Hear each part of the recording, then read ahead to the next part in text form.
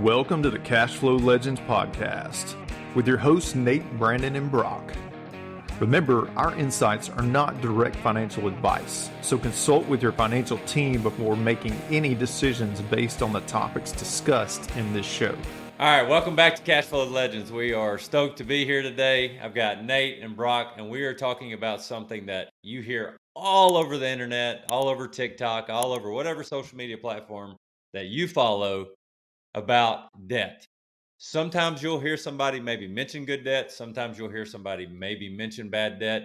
But we want this to always be a place you can come to that simplifies the things that are often made complicated for no reason about money, which then paralyzes most people to take action on anything.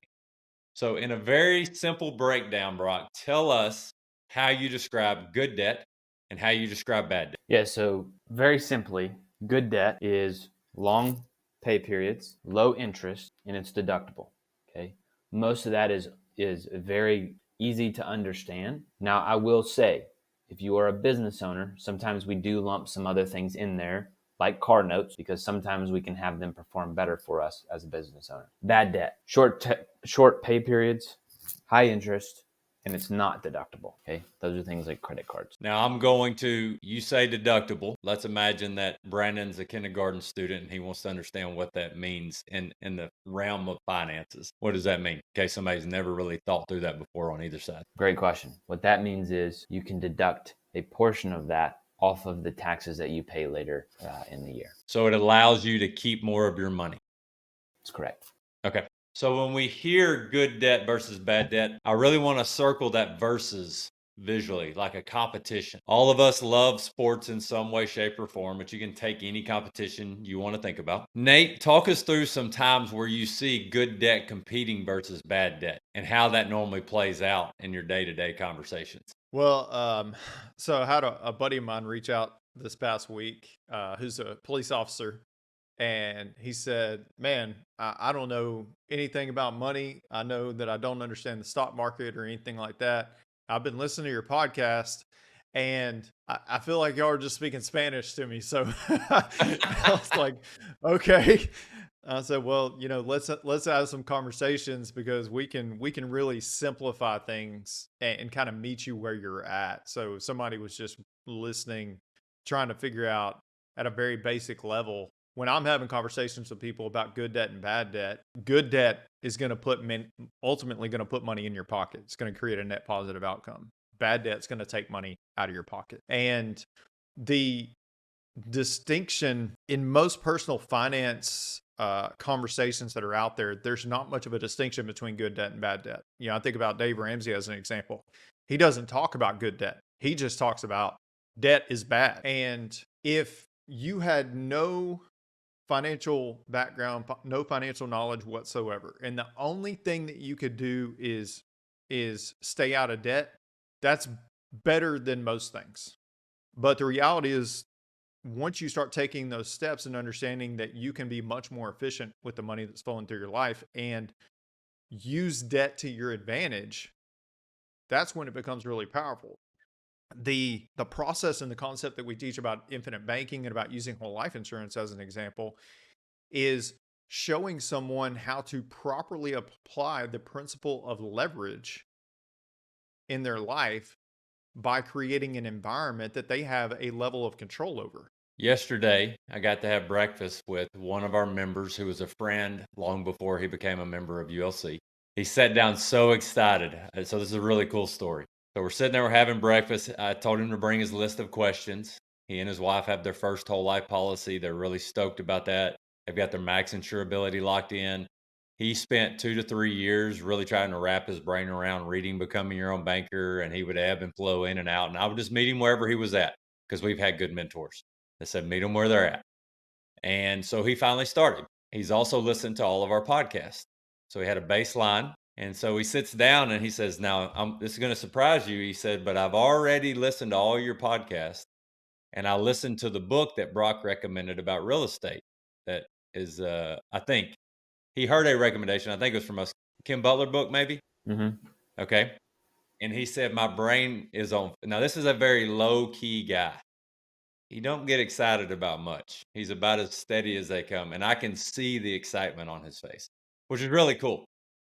And he goes, even when we started our whole life policies and I got our max insurability, he said, I completely understood that. I was in.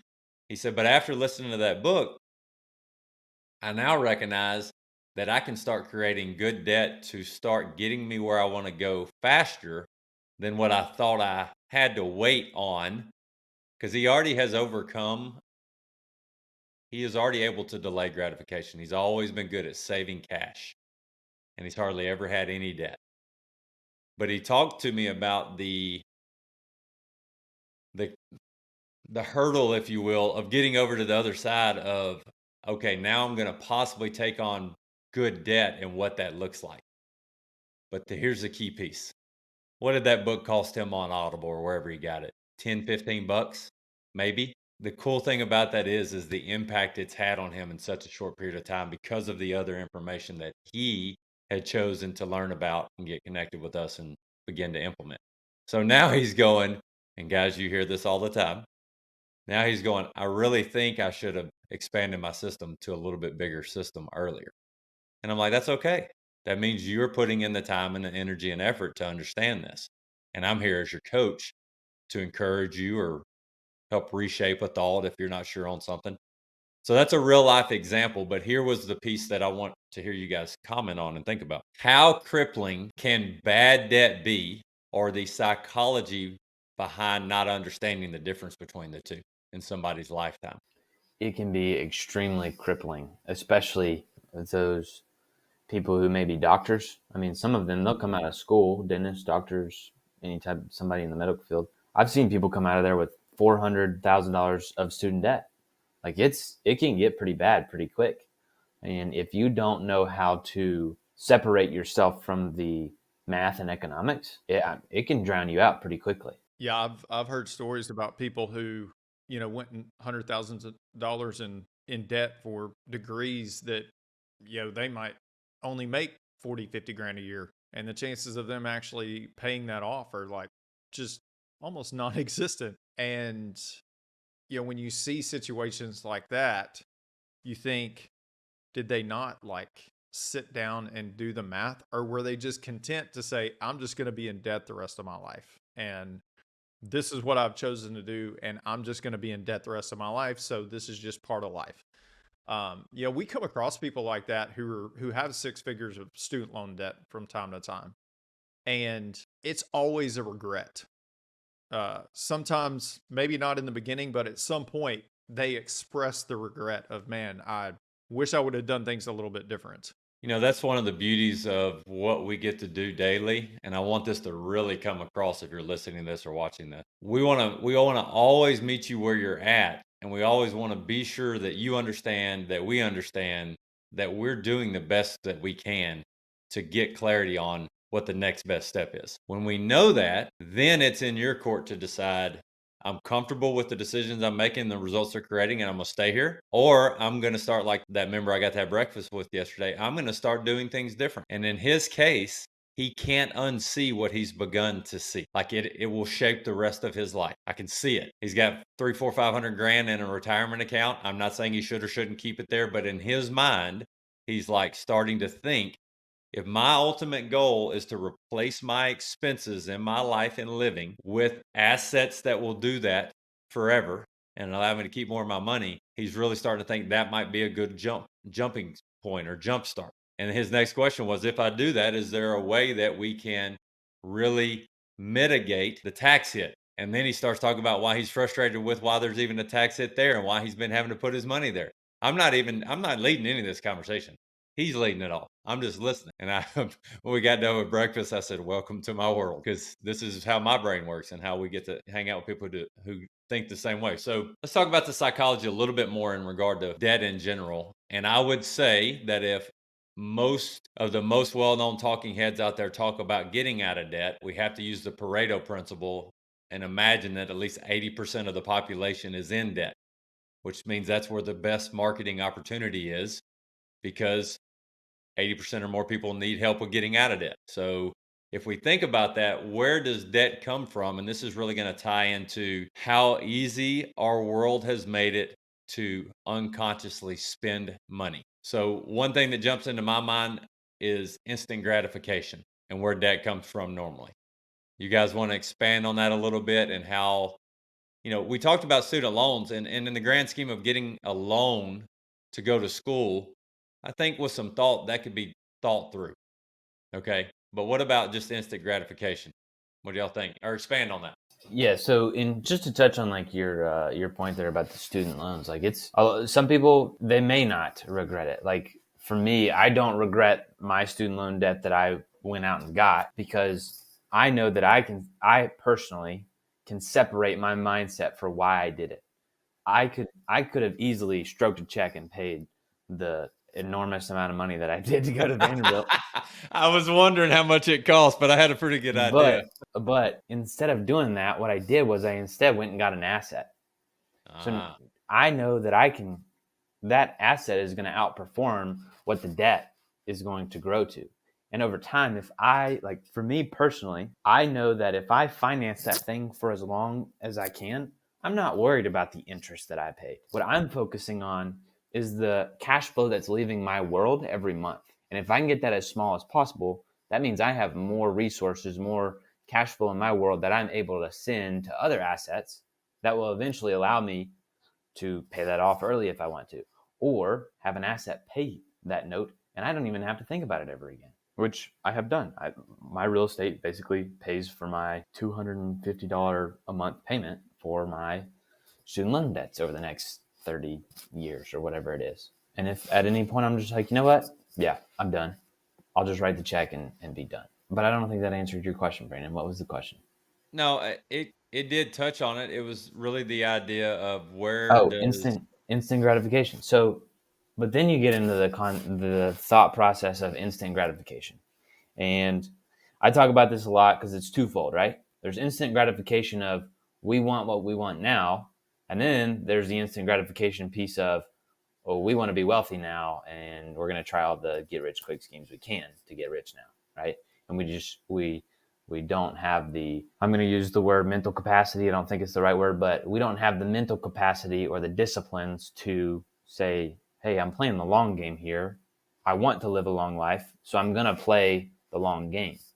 And oftentimes we can put ourselves in that instant gratification, putting ourselves in debt, whether that's buying a phone, whether that's buying a new car, maybe a house that we just shouldn't have. Like it's always funny.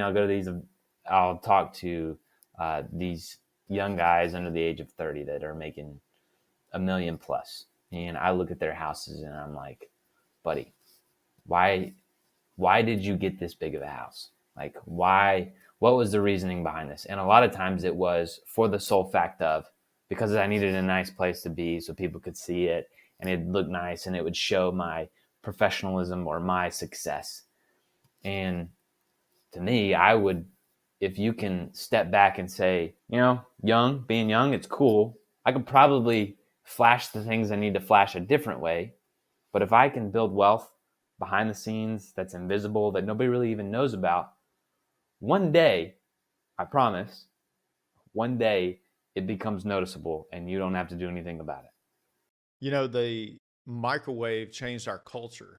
You think about this appliance, the oven was something that people would put money in, put food in. They might hide it in there. I got food and money on my brain at the same time. So you put the food in there. You set the temperature, set the all that stuff, set the timer, and then at some point the food would be ready. The microwave changed all that, and it sort of built this mentality that we didn't have to wait on stuff as long anymore. And if we go back 2 generations for us, Brandon, to our grandparents, and maybe you a little bit, Brock, our grandparents, for the most part, worked and saved up to buy their cars, to buy their house, all those things. And then our parents come along and they become adults. And now credit is part of the equation.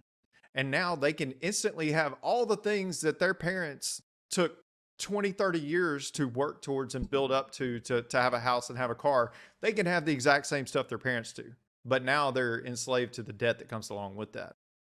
And then our generation comes along, and now we can have the same stuff our parents have. You know, we can have a bigger house than our parents have. We can have better cars than our parents have. All this stuff.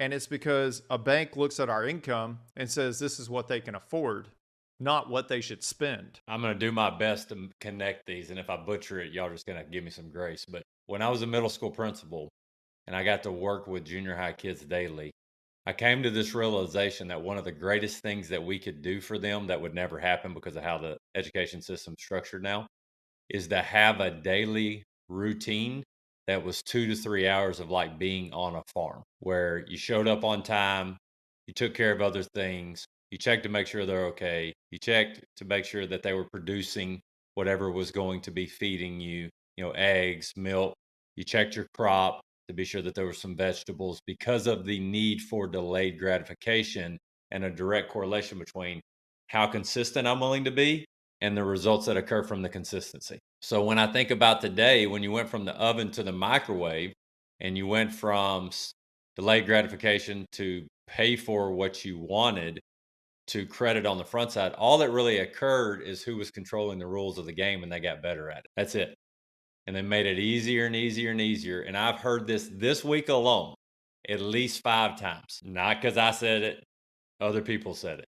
They said, it is obvious that they are trying to chain me to the system. And this is why if you do not take the priority of understanding the difference between good debt and bad debt, I'm talking to myself too. If the person listening doesn't, bad debt will chain you to a system that will never let you go. It'll chain you to a microwave where it'll let you get far enough to touch the microwave and use it the way you need to, get what you need, and you'll be right back there again, but the chain will never lengthen.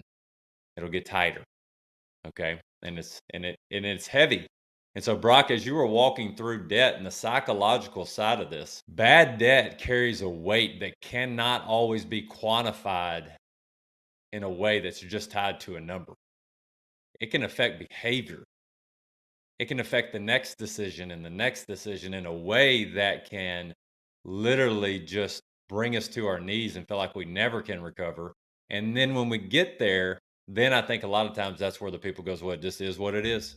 And then that generational curse, if you will, is passed. And that's really, we haven't really ever said what each of our individual missions are. We've all heard our stories, but the whole piece of leaving a heritage for our kids and our loved ones and who we care about the most, whether we like it or not, some exchange of value, it's dollar bills right now, is going to be involved in that.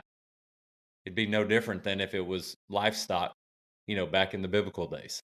Yeah, there's still heritage connected to it in an exchange. The piece that I really want us to dive into to kind of tidy all of this up is the more certainty and control you create in your financial life, for most of the people we interact with first, it's a plan on how we're going to navigate the bad debt. That's the first piece. Y'all talk through that a little bit, what you see, how that works, really just specific examples of how you evaluate it, how you help somebody evaluate it, how you begin to attack it behaviorally and maybe with their physical assets that they have. Just a couple of case studies or examples you can think of. Yeah, great question. So first, what we do is when somebody comes in and they got some debt that they want to take care of, we're going to look at what we call their cash flow index. I got this from Garrett Gunderson. But what the cash flow index is going to do is it's going to give us a score that we know which loans are efficient and then inefficient, and then what's kind of in like the caution zone. So we can like put those on the back burners to the ones that are less efficient or inefficient. Once we can do that, now we know the order in which we need to pay these things off with. Okay. And it's not always the one with the highest interest, right? So what you want to do, if I remember correctly, we're taking the principal balance and dividing it by the overall balance and dividing it by the monthly payment. And we have a scoring system for how it works, why it works.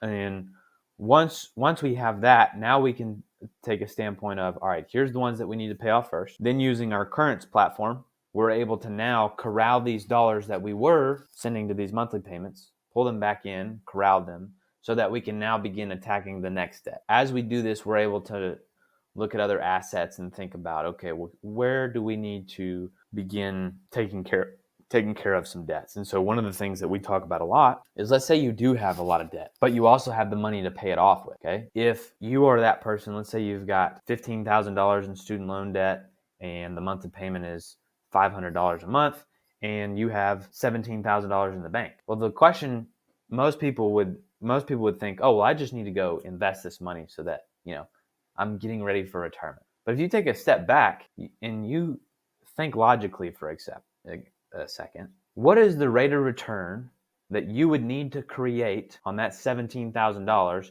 to pay $500 a month? That's the true question that you need to ask yourself. Because if you were to take that same $17,000 and pay the $15,000 off, well, you now have $500 a month that's coming back into your world as an inflow that you get to now go put to work somewhere else. Otherwise, you're going to have to come up with some massive principal number that you put in an investment somewhere, earning a decent return every year to pay that off. So that's first mathematically and economically. But then when we bring in the psychology, we got to understand, if we take a step back, like, one, your debt is your debt. Like, as of right now, we can't go back in time and tell you that you just didn't take it. Like, you have what you have. So now all we got to do is tackle. We got to detach ourselves from thinking we are our debt, right? It's kind of talking a lot about, like, as in our walk in our faith, it's like we sin, but we are not our sin, right? And so with our debt, psychologically, we need to understand that we are not these bad choices of the debt, okay? The second is we got to take a step back and think, most people, especially when it comes to like paying off mortgages, they're like, oh, well, if you pay it off in 10 years or you get this all in one mortgage, you're going to pay all this much less interest. Well, the reality is, who knows if I'm going to pay that interest or not? I might sell the house, I might move, I might pay it off early. Like, there are so many circumstances that we don't even know. But what we can look at is, how can we get our monthly payment as low as it can be, even if we stretch it out for as long as possible? Because now, if we do that, we've decreased our monthly payment, we have more money coming back into our world that we can then send to more productive assets, allowing us to build wealth and tackle that debt maybe even faster than what we originally wanted to.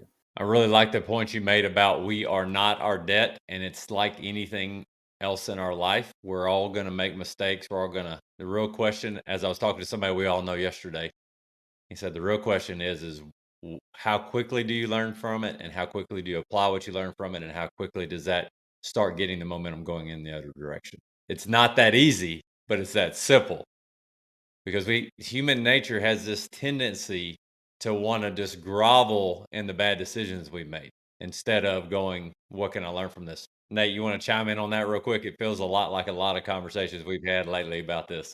Well, it just reminds me, like, when we make mistakes, often we take that mistake and we put a definition to it, and we start to identify with that definition of what it is. And as y'all were talking, and you said, don't let your debt define you. Don't let your mistakes define you. Like, move past that. Understand that you might be in a place that you're not comfortable in right now. The debt or whatever you're dealing with right now might be uncomfortable, but there are tools, there are resources, there are people that are around you that you can connect with, like us, as an example, where we might be able to see something that you can't see. And that's what we find so often with people who come to us, who are actually navigating through some bad debt, is they don't see everything that we see. I think about the case study video that, maybe we'll post that in the description where people can check it out. The case study video of a debt payoff strategy. This guy comes to me. He was a referral from an existing client. And he said, man, my buddy's been telling me about this. I'm excited about it. I've done all the research, read the books, course, all that stuff. I don't have any money to get started. That's my problem. I said, okay, perfect. Let's have a conversation. Look at everything that he's got going on. And in one conversation, we figured out that he just didn't see everything that we saw. And we found roughly $1,600 a month in one conversation that he could actually start using to his advantage. and start. I think in 37 months, he had all of his bad debts paid off except his house. So credit cards, student loans, vehicles, all that stuff. Where he started off with, I don't have any money. Don't just, as you were saying, don't just sit in the situation you're in and think that there's no way out of it. Because oftentimes there's going to be people outside of your world that can see things that you don't see. So the only way that anything that we're not proud of defines us is if we stay there. That's it. And we carry it through our lifetime. Then that becomes the definition of who we are, part of us, because we never did anything to change it. Brandon, something that I want to add real quick is the importance of what Nate just said about you need to have somebody on the outside come in and take a look at what's going on, whether it's us or somebody else. Because, the first thing that I thought of going through that, it was like I had a flashback to high school. It was like I'm in a hitting slump. I got no idea what's happening. And when you're in a hitting slump, nothing's going right. And you can't figure it out. You could watch videos. You could do It's anything. awful. You could do whatever you wanted, but you can't figure it out by yourself. I guess you just can't. But then when I would finally go to my coach, and I'd say, hey, can you please meet with me before school or after school to help me figure this out, because I can't keep getting out all the time. And we just sit down and he said, oh yeah, that's easy. This is what you're doing. I've been watching. I've been videoing. Here's what you got to do. This is what you got to change. They show you what to change. And then out of nowhere, it's like you start hitting it and you're like, I knew I could do this. I just couldn't see what I couldn't see. But because I brought in a third party, somebody who is not in the game, who doesn't have the pressures of the game, can help me, now I put myself in a better position. There's a piece that you said right there, connecting Nate's story to your story, that I really think is vital for all of us. In any area of life that we want to improve in, there has to be a correlation to where our ability to put down our pride comes into play. Almost always, unless we're just really blessed to have some very close friends who'll grab us by the neck and go, pull your head out of your rear end. But that's rare. Okay. We have that, but that's not common for most people. So the pride, you have to first come to reckon with, do I have pride that's keeping me in a position that I'm not proud of? It's not getting me the results I want. And then when you reckon with that, then you go, okay, this is an issue. Now where am I going to go start seeking the possibility of somebody giving me a perspective that's not in my situation, but is familiar with how to win or be successful in my situation. And pride is a very, very good thing and a very, very dangerous thing. And you always have to be aware of it. So we hope you enjoyed our time together. We hope you got better clarity on what good debt is and what bad debt is. We also hope that you understand that there is always somebody out there, if you're willing to put down your pride and really evaluate that, that is going to be willing to help you if you're willing to ask humbly for their help. And then you really start growing, like all the examples we've talked about today. So hope it was something that was a blessing to you. Please remember to hit the like, subscribe buttons, and any other button out there that I don't know about because I'm old and I don't keep up with all that stuff. And then also, if you want to send us an email, cashflowlegends with a Z at gmail.com. Like I said, within the next probably quarter, we're going to have a landing page where it's even way easier for you to get access to us if you're ready, when you're ready, how you're ready, and we'll go from there. We hope you enjoyed. Have a great one.